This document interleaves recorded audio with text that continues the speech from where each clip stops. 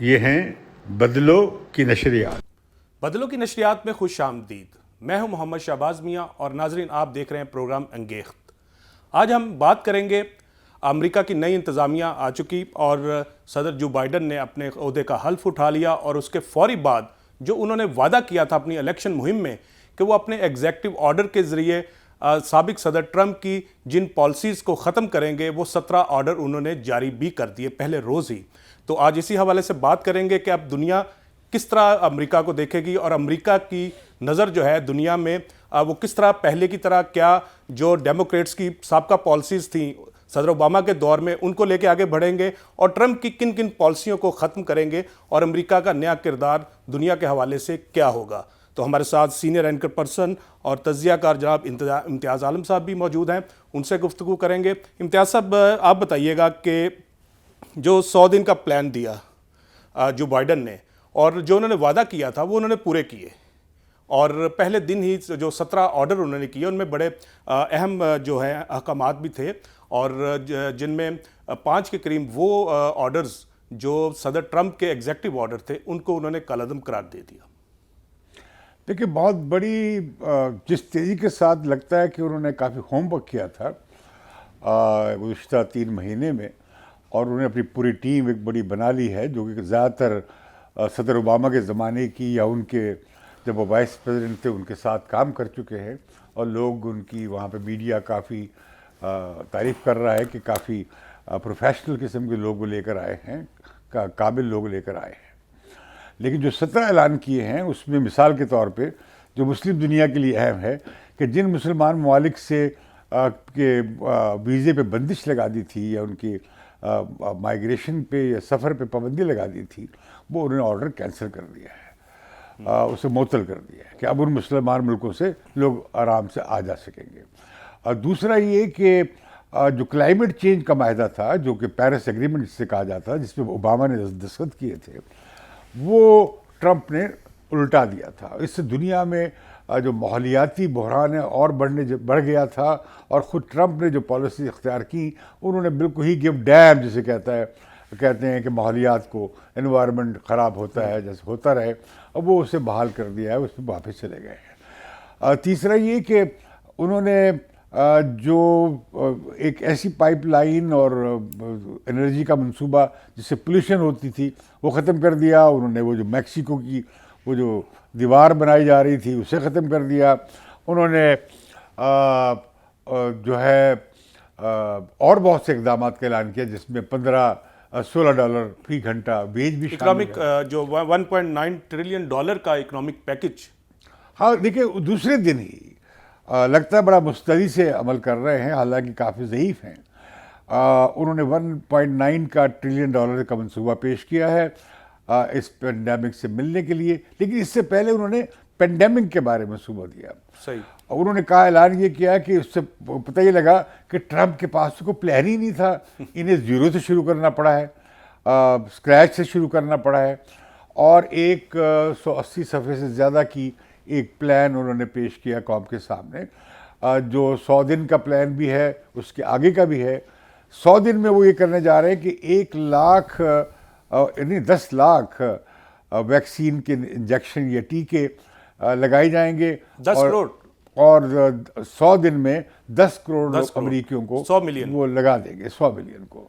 اب اس کے ساتھ انہوں نے $16 فی گھنٹہ کی وہ بھی کی ہے اسکول کھولنے کے لیے، کم اجرت جو ہے فی اور گھنٹہ وہ سفر کرنے $16 کے ہو لیے۔ جائے گی۔ پھر انہوں نے لازمی کر دیا ہے کہ ماسک پہننا وفاقی اداروں میں یا علاقوں میں انہوں نے لازمی قرار دے دیا ہے، سفر کے دوران بھی، اور اسکولوں اور باقی جگہوں پہ اسکول کھولنے کے لیے بھی انہوں نے اعلان کیا ہے، تاکہ لوگ ماں باپ کام پہ جا سکیں اور بچوں کو اسکول بھیج سکیں۔ تو ایک بڑا کمپریہنسو پلان دیا ہے۔ لیکن امریکہ میں جو یہ بحران ہے اس کا کووڈ کا، وہ بہت شدید ہے۔ 4000 کے قریب لوگ روزانہ مر رہے ہیں، 4 لاکھ اب تک مر چکے ہیں، جس میں کافی افسردگی کا اظہار کیا ہے، اور انہوں نے صدر بائیڈن نے، جبکہ وہ ٹرمپ اس طرح کا ذکر نہیں کرتے تھے، اور وہ انہوں نے کہا کہ یہ اس سے پہلے کہ ٹھیک ہو حالات مزید خراب ہو سکتے ہیں۔ تو ایک تو یہ انہوں نے کیا، پہلے اگلے ہی دن یہ منصوبہ پیش کیا۔ اور اس کے بعد جو تیسرا انہوں نے منصوبہ پیش کیا ہے یا دوسرا جس سے آپ کہتے ہیں وہ اکنامک پیکج کا ہے جو کہ 1.9 ٹریلین ڈالرز کا ہے، یعنی 1900 ارب ڈالر کا منصوبہ، جس کے تحت وہ لوگوں کو $1400 بھی دیں گے فی کس، جو لوگ بے روزگار ہو گئے ہیں یا جن کی جابس نکل گئے ہیں یا جن کے پاس پیسے نہیں ہیں گزارا کرنے کے لیے، اور اس کے ساتھ وہ چھوٹے بزنس کی مدد کریں گے، اور اس کے ساتھ پھر یہ جو منصوبہ ہے ان کا کرونا کے سے نمٹنے کا، اس کے لیے پورے ملک میں سینٹرز بنیں گے، اور لوکل سطح پہ، اسٹیٹ کے لیول پہ، وفاقی سطح پہ کوآرڈینیشنز ہوں گی، اور کافی بڑی ریکروٹمنٹ کرنے جا رہے ہیں وہ میڈیکل سٹاف کی۔ اچھا امتیاز صاحب، جو کہ یہ کام جو کرے گا۔ انہوں نے جو ہاؤس کو چلانے کے لیے کانگریس کے دونوں طرف کے جو حکومت اور جو ڈیموکریٹس اور ریپبلکن کے جو نمائندے ہیں، لیڈرز ہیں، ان کو بھی دعوت دی ہے کہ وہ ان کے ساتھ بھی مل بیٹھیں گے تاکہ ان کی حکومت جو ہے وہ سموتھ چل سکے، اور جو ٹرمپ نے خرابیاں پیدا کی ہیں وہ ان کو درپیش نہ ہو۔ اصل میں ان کا جو الیکشن کا جو اعلان تھا وہ تھا کہ امریکیوں کو دوبارہ متحد کریں گے، امریکی معاشرہ نسلی، طبقاتی، نسلیاتی، ریشل بنیادوں پر بہت تقسیم ہو گیا ہے، اور یہ سابق صدر ٹرمپ کو بھی کچھ 7 کروڑ 40 لاکھ یعنی 74 ملین ووٹ ملے، 81 ملین ووٹ انہیں بھی ملے بائیڈن کو، اور یہ 70 لاکھ ووٹوں سے زائد سے یہ جیتے ہیں۔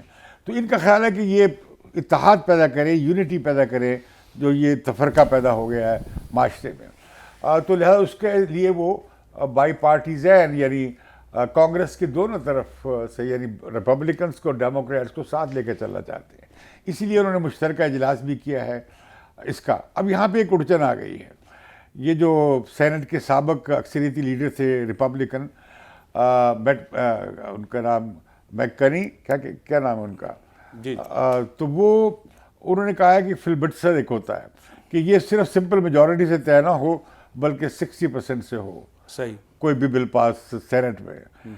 حالانکہ اب جو اکثریت ہے وہ 51 بن جاتے ہیں ڈیموکریٹس اور 50 ریپبلکن، اس طرح ان کی اکثریت ہو جاتی ہے۔ اس پہ اتفاق نہیں ہو پا رہا، لیکن یہ بل جائے گا وہاں پہ۔ تو لگتا یہ ہے کہ وہ کوشش کریں گے۔ اس پر جو بایاں بازو ہے ڈیموکریٹک پارٹی کا وہ کافی اس میں رد عمل آیا ہے۔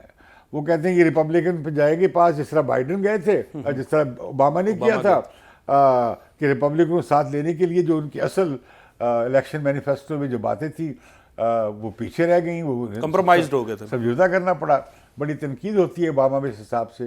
اپنی کتاب میں بھی اوباما نے لکھا ہے کہ میری بڑی غلطی تھی کہ میں نے یہ بائی وہ پارٹی جو چاہتے تھے، جو ان کا منشور تھا، اوباما لیکن اس طرح کوشش یہ عمل ہے درآمد کہ نہیں کر سکے تھے۔ وہ کوشش یہ کریں گے ساتھ آئے، اگر نہیں آئیں گے کہیں گے دیکھیں جی تو قوم کے اتفاق کی خاطر، ضرورت کی خاطر وار فوٹنگ پہ ہم کام کر رہے ہیں، کہ جنگ عظیم سے بڑا مسئلہ بنا ہوا ہمارے لیے، اس میں بھی ریپبلکن تعاون نہیں کر رہے۔ لیکن ریپبلکن بہت زیادہ پریشر میں ہے ٹرمپ کی۔ اب مسئلہ یہ ہے کہ ریپبلکن ٹرمپ سے توڑتے ہیں تو پارٹی ٹوٹتی ہے، اور کل کو انہوں نے الیکشن بھی لڑنا ہے سینیٹرز نے، اور ابھی امپیچمنٹ بھی آ رہی ہے۔ تو یہ بڑا ایک امریکی سیاست جو ہے اس میں یہ ٹینشن۔ اچھا امتیاز صاحب، آپ خارجہ پالیسی جو امریکی ہوگی اس کو اب کس طرح دیکھتے ہیں؟ جو سیکرٹری آف اسٹیٹ ہیں اینٹونی بلنکن، ان کا انتخاب کیا گیا ہے، اور اس کے ساتھ ساتھ جو سیکرٹری آف ڈیفنس ہیں وہ جے آسٹن ہیں۔ تو آپ کیا سمجھتے ہیں کہ جو امریکی خارجہ پالیسی ہے وہ وہی اوباما کی پالیسی کو ٹو کریں گے، یا کوئی نئی چیزیں سامنے لائیں گے؟ انہوں نے کہا تھا کہ جو اس کا نعرہ تھا امریکہ فرسٹ، امریکہ امپیریل پاور، دنیا میں ان کے الائنسز، دنیا بھر کی UN کی باڈیز میں ہر جگہ، IMF، ورلڈ بینک، WHO، ہر جگہ امریکی ڈومیننٹ تھے۔ تو ٹرمپ نے کہا نہیں، ہمارا کیا تعلق ہے، دنیا جانے ان کا کام جانے، الہی جانے اب ان کی دفاع کا معاملہ، سیکیورٹی کا۔ اس لحاظ سے سوری آپ کو انٹرپٹ کر رہا ہوں، اس لحاظ سے کچھ پاکستانی بھی بڑا پسند کرتے ہیں ٹرمپ کو، کہ دیکھیں جی وہ دنیا میں جنگیں نہیں لگا کے گیا، جنگیں ختم کرنے کی اس نے کوشش کی۔ ڈیموکریٹس اور ریپبلکن جو پہلے چاہے بل کلنٹن تھے، یا اس کے بعد جارج بش آئے، یا پھر اوباما آئے، تو دنیا میں امریکی جو مداخلت ہے وہ بڑھی، ٹرمپ کے دور میں کم ہوئی۔ وہ دیکھیں نا اس کا اس حساب سے دنیا میں برا اثر پڑا کہ انہوں نے عالمی ادارے چھوڑ دیے، WHO سے نکل گئے، انہوں نے یہ جو کلائمیٹ چینج کا جو پیرس ایگریمنٹ تھا اسے چھوڑ دیا، انہوں نے اوباما نے جو معاہدہ کیا تھا ایران کے ساتھ، نیوکلیئر ڈیل کی تھی وہ چھوڑ دی، بلکہ سینکشن لگا دی، پابندیاں سخت لگا دی۔ انہوں نے دنیا بھر میں انسانی حقوق کا معاملہ اٹھانا بند کر دیا. انہوں نے یہاں تک کہ WTO کو بھی غیر مؤثر کر دیا. اور عالمی تجارت میں وہ چاہتے تھے کہ امریکہ کا غلبہ ہو اور امریکہ دوسروں کو حصہ دار نہ بنائے. مطلب وہ چاہتے تھے کہ سارا کچھ یہ ایک نیشنلزم تھا, قوم پرستی تھی, اور وہ بھی یہ کہ جو ملٹی نیشنل کمپنیاں جو خود امریکہ کی ہیں ان کے مفاد میں تھی, کہ جو کہ شیئر کرنے کے تیار نہیں تھی اپنی اتحادیوں کے ساتھ یا ورلڈ اکانومی میں. یہ جیسے مثال کے طور پہ چین کے ساتھ اتنی بڑی انہوں نے جنگ چھیڑ دی. اب اس میں جو خارجہ پالیسی کے حوالے سے آپ کی دلچسپی اور میری زیادہ ہوگی پاکستان کے حوالے سے. تو پاکستان اور ہندوستان کے حوالے سے امریکہ کی پالیسی بش کے زمانے سے بدل گئی, اور پھر وہ جا کے اوباما کے زمانے میں بہت ہی زیادہ آگے چلی گئی, کہ انہوں نے کہا ہمارا اسٹریٹجک پارٹنر اصل میں ہندوستان ہے, اور اس کی وجہ چین کی ابھرتی طاقت تھی. اور یہ ایشیا پیسیفک یا انڈیا پیسیفک کا جو تصور بنا ایک ملٹری بلاک بنانے کا, تاکہ ساؤتھ چائنا سی میں چین کا گھیرا ڈالا جا سکے. اس میں جاپان تھا, اس میں آسٹریلیا تھا, اس میں ویتنام تھا, اس میں ساؤتھ کوریا تھا, اور اس میں لیڈ میں ہندوستان تھا. تو وہ اس پہ بہت فوکس کر رہے تھے. لہذا آپ کو دیکھا ہوگا کہ نیوکلیئر حوالے سے ایک بڑا معاہدہ کیا تھا بش نے, جو پھر بعض اوباما نے بھی آگے بڑھایا, لیکن اس میں کچھ پیچیدگیاں آ گئیں جو ابھی بھی پوری طرح ریزالو نہیں ہو سکی. تو مجھے لگتا ہے کہ وہ یہ انتظامیہ بھی پرو انڈیا ہوگی. ابھی جو بائیڈن کے جو ان کی کیبنٹ اور اس کے ساتھ ساتھ ان کی ٹیم کے جو ممبر ہیں, ان میں ایک بڑی تعداد جو ہے, بہت بڑی تعداد جو بھارتی نژاد امریکن ہیں وہ لوگ ہیں, اور ان میں خواتین کی بڑی تعداد ہے. وہ 2-3 ہیں, لیکن وہ اس طرح نہیں ہے کہ وہ بڑے وہ امریکی ہیں, دوسری تیسری نسل کے, جس طرح یہ ان کی نائب صدر ہیں, وہ ان کی والدہ گئی تھی, وہیں پیدا ہوئی ہیں. تو لہذا یہ جو انہوں نے البتہ یہ جو بیان دیا ہے بڑا دلچسپ ہے پینٹاگون اور پاک فوج کے تعلق کے حوالے سے. جی بالکل, جو انڈیا دیا جنرل آسٹن نے, جی بالکل, جنرل آسٹن نے بڑی دلچسپ بات کی کہ یہ جو پاکستان امریکہ سے ذرا دور ہوا ہے, اس کی شاید وجہ یہ بھی ہے کہ وہ ہمارا جو کولیشن فنڈ تھا بند ہو گیا, اور یہ بھی تھا کہ جو پاک امریکی جو ملٹری ٹو ملٹری کوآپریشن کا معاہدہ ہے, ایک پرانا سیکورٹی ایگریمنٹ ہے, جس کے تحت پاکستانی افسر جاتے تھے ٹریننگ کے لیے امریکہ جاتے, تو انہوں نے کہا شاید اسے بحال کرنا ہوگا, اور پاکستان کو ہم اہمیت دیں گے افغانستان میں سیٹلمنٹ کے حوالے سے. سر آپ نے افغانستان کا ذکر کر ہی دیا, تو امریکہ کی جو دلچسپی ہے پاکستان کے اندر, تو وہ پھر صرف افغانستان کے حوالے سے بنتی ہے, جس طرح آپ نے کہا کہ ادھر ساؤتھ ایشیا میں کہ انڈیا جو ہے وہ اس کا پارٹنر اسی طرح رہے گا جو اوباما کے دور سے چلا آ رہا ہے جو پالیسی, لیکن افغانستان کا معاملہ جہاں آتا ہے وہاں پاکستان کی اہمیت آج بھی برقرار ہے. ہاں, اس میں انہوں نے ایک چیز کا اضافہ کر دیا ہے, وہ یہ کہ یہ جو کیا ہے IS اسلامک اسٹیٹ, جی اس کے, اور یہ جو ایک جہادی گروپ ہے خراسان کا, اس کے خاتمے کے لیے وہ کہہ رہے ہیں کہ ہمیں پاکستان کی ضرورت ہوگی. انہوں نے کہا کہ پاکستان نے کافی اقدامات کیے ہیں دہشت گردی کے خلاف, اور افغانستان میں امن کے لیے بڑی تعاون کیا امریکہ کے ساتھ, اور انہیں یہ بھی کہا ہے کہ لشکر طیبہ اور لشکر یہ جو ہے جیش محمد کے حوالے سے مزید اقدامات کی ضرورت ہے, لیکن انہوں نے کہا کہ ہمیں پاکستان کے ساتھ تعلقات کو بڑھانا ہوگا. ساتھ ہی یہ کہ انہیں علم نہیں ہے, یہ جو سیکرٹری اسٹیٹ جو انہوں نے کہا کہ کیا معاہدہ کیا بات چیت چلی ہے, لیکن وہ اس طرح چھوڑ چھاڑ کر جانے کے حق میں نہیں ہیں. وہ اپنی کوئی پوسٹ افغانستان میں رکھیں گے تاکہ یہ ٹیررزم کو وہ دیکھ سکے. اسے چین بھی دیکھے گا شک کی نگاہ سے, اسے ایران بھی شک کی نگاہ سے دیکھے گا کہ یہ دیکھیں علاقے میں یہاں پہ اپنی out post military out post بنا رہے ہیں. لیکن اس کا افغانستان کے حوالے سے اچھا اثر ہوگا کہ یہ جو امکان تھا کہ وہاں پہ بالکل انارکی آ جائے اور حکومت گر جائے, اس چیز کا وہ مداوع کریں گے, غالباً پریشر بڑھائیں گے وہ طالبان جو طالبان کے ساتھ طالبان لیڈر کے ساتھ جو مذاکرات ہو رہے تھے, اب اس کا فیوچر دیکھ رہے ہیں آپ؟ ہاں, وہ مذاکرات جاری رہیں گے. یہ انتظامیہ بھی امریکہ سے یہ انتظامیہ بھی افغانستان سے نکلنا چاہتی ہے, لیکن اس طرح نہیں جس جلدی میں ٹرمپ تھے. یہ ٹائم لیں گے, اور ایک منظم ریٹریٹ کریں گے اور یہ دباؤ ڈالیں گے پاکستان پہ بھی اور طالبان پہ بھی کہ جنگ بندی کریں اور بات چیت کو سنجیدگی سے لیا جائے تاکہ کوئی فیوچر نقشہ بن سکے. کیونکہ ڈیموکریٹس جو ہیں اور ہیلری کلنٹن جو جب سیکرٹری آف اسٹیٹ تھیں تو ان کی اسپیچ بڑی وائرل ہے آج تک کہ ہم نے جب جہاد افغانستان کے نام پہ امریکہ تھا اور اس کے بعد پھر کس طرح نکلا, ہم نے چھوڑا تو اس کے بعد پھر کیا انجام ہوا. تو اس بار آپ سمجھتے ہیں کہ ایسا نہیں ہوگا, کوئی پرامن دیر پا معاہدہ ہوگا؟ کوشش ہوگی, اس پہ دیکھتے ہیں طالبان کیا کرتے ہیں, پاکستان کا کتنا انفلوئنس ہوگا. لیکن یہ ہے کہ اب یہ جو ایک نیا فیکٹر نئی انتظامیہ کا آ گیا ہے, اب وہ دوبارہ سے دیکھیں گے کہ معاہدہ جو ہوا کتنا کس حد تک ٹھیک تھا یا نہیں تھا, اس میں مزید وہ کیا رکھنا چاہیں گے. یہ ابھی کچھ دنوں میں اس بات سامنے آئے. اچھا, ایران کے حوالے سے بتائیے کہ اگر جوہری معاہدہ دوبارہ بحال ہو جاتا ہے تو اس سے ایران کے اوپر جو پابندیاں ہیں امریکی وہ کم ہوں گی اور ایران اور امریکہ کے تعلقات میں کچھ بہتری کا آپ مستقبل دیکھ رہے ہیں؟ میں نے دیکھا کہ اس 17 پوائنٹ میں یہ نہیں شامل تھا, حالانکہ ان کے الیکشن کیمپین میں تھا بائیڈن کی کہ وہ جو اوباما نے معاہدہ کیا تھا باقی 5 پاورز کے ساتھ مل کر ایران کے ساتھ جوہری معاملے پہ, جوہری اسلحے کے معاملے پہ, تو وہ نیوکلیر ڈیل پہ وہ ہم بحال کریں گے. اس عرصہ میں کچھ ایران نے بھی اپنی پاؤں پھیلائے ہیں, لیکن اس پہ بات چیت ہوگی. لیکن مجھے لگتا یہ ہے کہ وہ معاہدہ بحال ہو جائے گا اور ایران سے بندشیں ہٹ جائیں گی. ایران سے تجارتی بندشیں ہٹنے کا بڑا مطلب ہوگا, ایک تو آپ کی pipeline Iran Pakistan pipeline, اور ایران پاکستان, یہ اب Iran Pakistan India pipeline نہ بھی رہی تو یہ Iran Pakistan China pipeline بن جائے گی.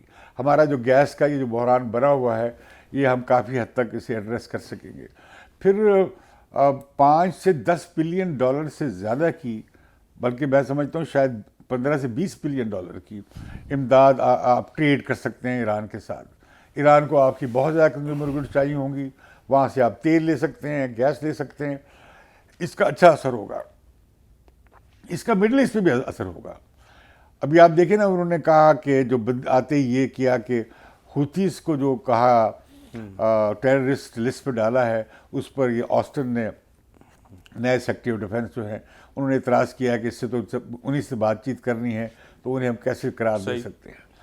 سعودی عرب سے تعلقات میں اور UAE کے ساتھ تعلقات میں امریکہ کے کچھ فرق آئے گا, ویسا نہیں ہوگا جو ٹرمپ کے ساتھ عرب ممالک کے تعلقات تھے, وہ اب وہ گرم جوشی میں تھوڑی کمی آئے گی. اب میں تو یہ سن رہا ہوں کہ جو بھی آج CIA کی جو رپورٹ ہے خاشقی کے قتل کے حوالے سے شاید جاری ہونے جا رہی ہے, اور یہ جو انسانی حقوق کا معاملہ ہے اس پہ پاکستان کے اور ساؤتھ ایشیا کے جو شہری حقوق کے اور ہیومن رائٹس کے نمائندہ تنظیمیں ہیں وہ بڑی خوش ہوگی. کیونکہ اب دیکھیے جو امریکہ میں جمہوریت پہ یلغار ہوئی, شب خون ہوا, 6 جنوری کو حملہ کر دیا, سینیٹر چھپے ہوئے ہیں, کانگریس مین جو ہیں وہ بینچوں کے نیچے گھسے ہوئے ہیں, جا کے کمروں میں اپنا لے رہے ہیں. اگر وہ مسئلہ جاری رہتا تو شاید بہت سارے قتل ہو جاتے. اب امپیچمنٹ ہو رہی ہے, مواخذہ ہو رہا ہے ٹرمپ کا کس بات پہ کہ اس نے انسائٹ کیا ٹو وائلنس انسرکشن, بغاوت پہ. اس طرح انہوں نے انتخابی عمل کو جمہوری عمل کو سبورٹ کیا, بلکہ جو گورنمنٹ کا جو ایک اسٹیٹ کا بڑا اہم ادارہ ہے پارلیمنٹ, اس پر حملہ کیا.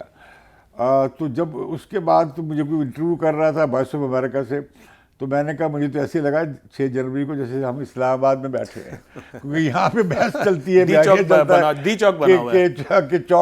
کہ مینڈیٹ چوری ہو گیا. تو وہاں پہ ٹرمپ کی چیخ رہا تھا, تو PMLN والے بڑے خوش ہوئے کہ اچھا.